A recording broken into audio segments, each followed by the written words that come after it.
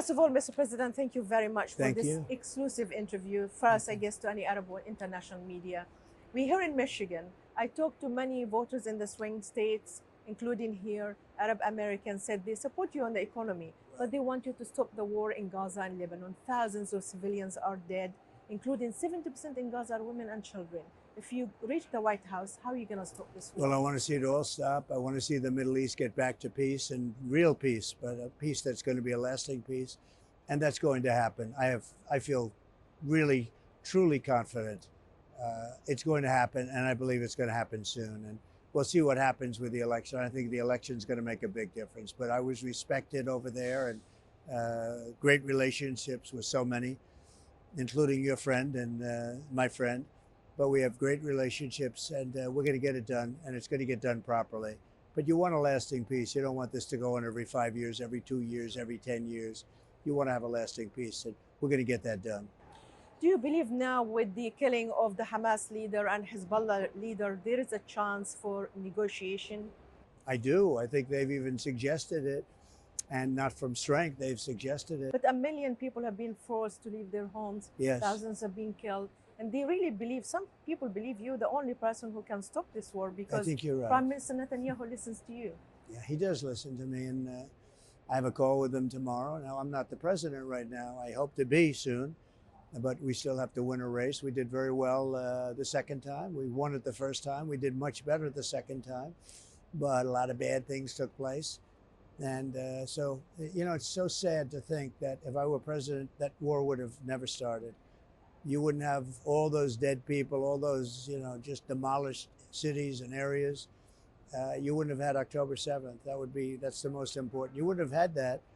And all of the destruction and the hatred and everything else that followed October 7th.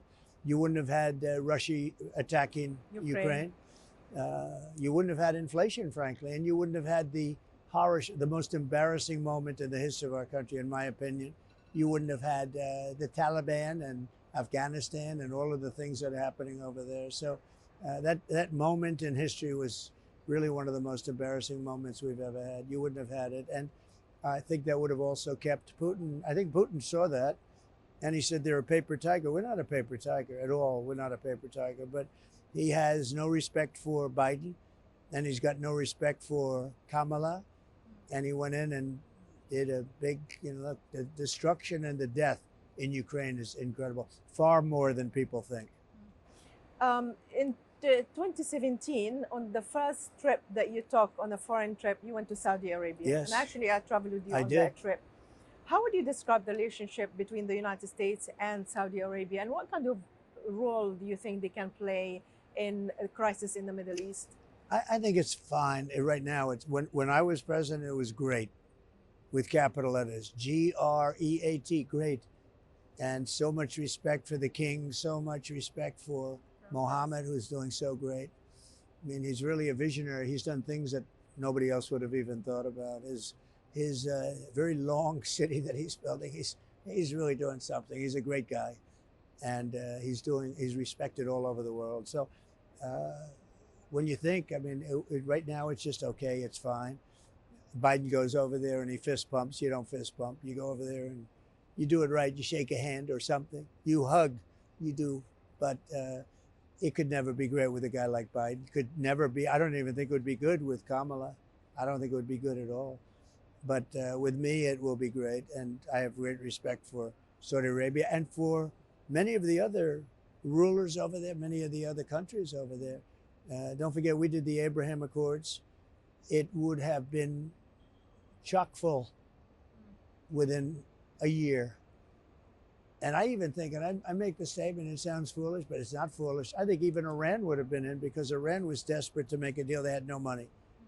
And Biden allowed them to have $300 billion. They have now $300 billion, $350 billion. And he allowed them back into the game. And I would have done that, but no nuclear weapons. You can't have nuclear weapons. I'm going to ask you about these 2 points. First, on the Abraham Accord, will you expand it when you come to the sure. White House? Everyone wants to be in it. They could have done it. I mean, all you need is an order clerk. Everybody wanted to go in. We would have had it. We would have had 12 to 15 countries within a period of, I mean, literally within a period of a year, I think at the most. They have none. They added none. And everybody respects it. You know, they respect it so much. But look, the framework is there. All they have to do is be inserted. And that'll happen very quickly. If I win, that will be an absolute priority. Just getting everybody in. It's peace in the Middle East. We need it. And it's very important. And it'll happen. You've been tough on Iran. You took the decision to eliminate Qasem Soleimani. How are you going to stop Iran from acquiring nuclear weapons? Well, I'd rather not say that to you, but they won't acquire it. Now they may get it if they get it very quickly. I'm not president, so I won't have much to do with that. And I have respect for Iran. I have respect for the people. I know a lot of Iranian people. They're very smart, actually great negotiators, great business people. They're great people. They're very warm people. I wanted to do, as a country, I wanted to do great. Now it's in its own way, it's probably in danger, maybe more so than they would have thought a month ago, right, with what's happening. I think it's in a lot of danger right now, which is, very bad. I don't want to see people killed. Everyone's being killed in the Middle East. I don't want to see that. But no, I think we would have had something. I think we would have had something very special. We'll still have something, but so much damage has been done to the world, whether it's Ukraine or whether it's large sections of the Middle East. I mean, look at the death and destruction that's taken place. And none of this would have happened if I were president. What about the Israeli attack? They keep saying that Prime Minister Netanyahu wants to hit Iran. Maybe not necessarily the nuclear facilities, maybe the oil facilities or elsewhere. Would you support that if you were a president? Well, I think he's going to do what he wants to do, and I think he has to do that. Biden was giving him some very bad. Look, Biden has been historically horrible on foreign policy, incompetent, I would say.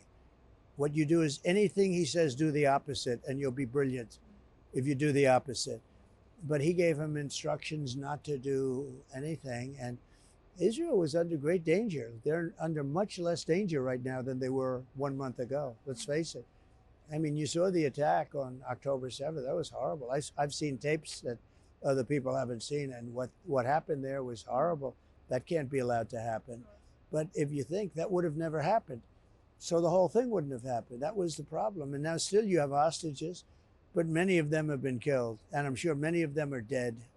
It's a very sad thing. What's going to happen when they find out that there are very few hostages, which is probably what they're going to find out. You actually told Hamas, you said, you threatened them, you said you have to release these hostages before I reach the White House. Yeah. So do you think, what can be done? Well, about I would have said the US? they have to release them immediately. I think if I said it, they would have done it. I think the hostages would have been back home. But I think even early on, I think a lot of those hostages were dead. I think they were dead. I mean, it's a very sad thing. It's not even believable when you think about it. But I think pretty early on, there were a lot that were gone. And, just God rest their souls, to live that way and to, spend. And these were largely young people that were having a good time at a festival. Life was a bowl of cherries, right? And they're dead. It's a very sad thing. But it's interesting. I don't know what's going to happen when they find out there are fewer than they thought, and it could be by a staggering number. What about the destruction and the death of civilians? Do you think that's tolerable price that Israel is doing in Gaza and in Lebanon now? Oh, the destruction's terrible. The whole thing is terrible. It should have never happened. If October 7th wouldn't happen, which it wouldn't have, because Iran funds it, and Iran had no money. They had no money. They had absolutely no money. And I would have made a deal with them, and they wouldn't have done October 7th. But because they have no respect for Biden, they did it. And then it began. That was like just a terrible thing. But it began because of that, because of October 7th. You certainly can't blame Israel for hitting back, and they hit back hard, much harder than anybody would have thought. And then they send missiles in, and they were all knocked down, 187 missiles. Those missiles were knocked down.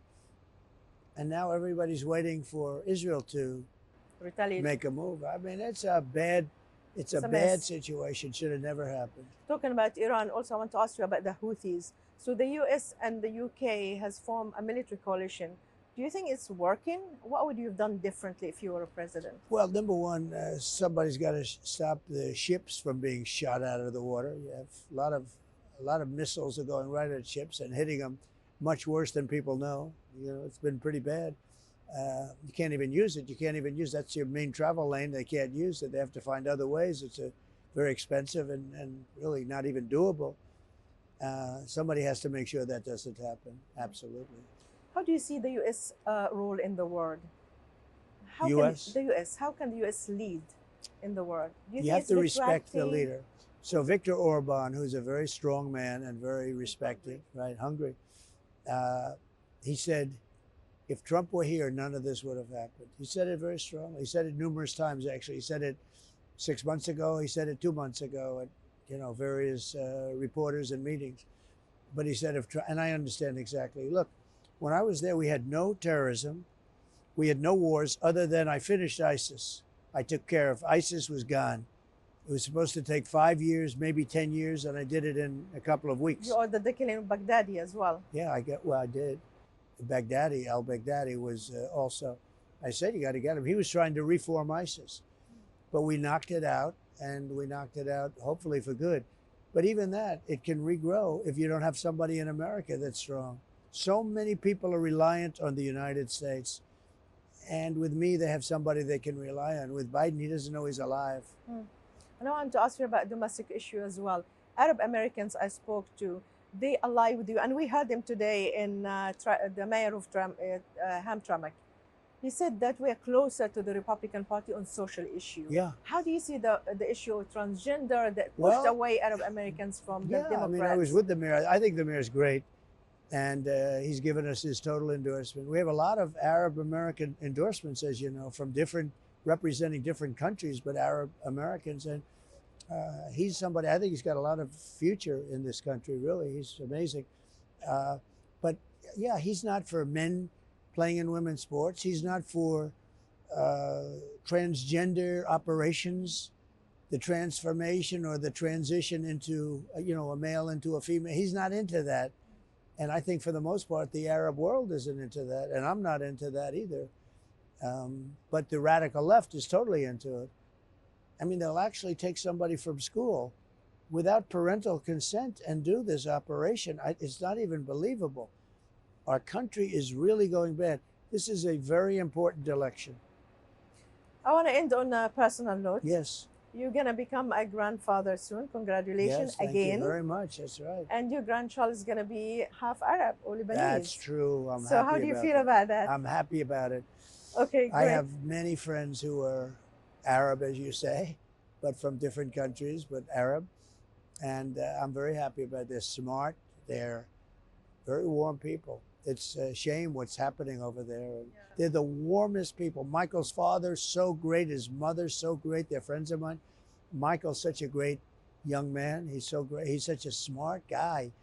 And they're going to have a baby, and I'm very happy about it. So hopefully peace will come to the Middle East with that. It's going to come to the Middle East, and hopefully within my term. Hopefully I'm going to win, and I'll bring peace. I'll work with Mohammed, and I'll work with a lot of other people, and we're going to bring peace.